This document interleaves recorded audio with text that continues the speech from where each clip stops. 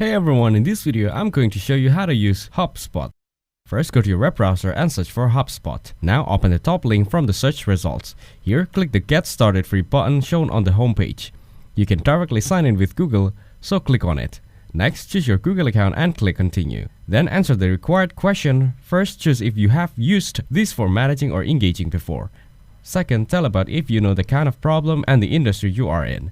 After that, tell about your role, your company name, the number of people, and then the company's website. Once you are done, click the Create Account button. Your account will be ready and it'll personalize your experience based on your choices. In the step 1, choose the option you like to focus on. In the step 2, add one and more contact to see your CRM action, or you can skip and choose simple contacts.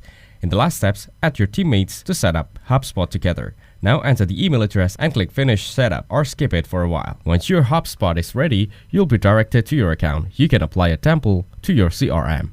To get a user guide, click on the HubSpot icon in the top left corner. There are more different tools on the left side panel to get started. Thank you everyone for watching this video. Hope you get some value. Make sure to like the video and subscribe. Goodbye.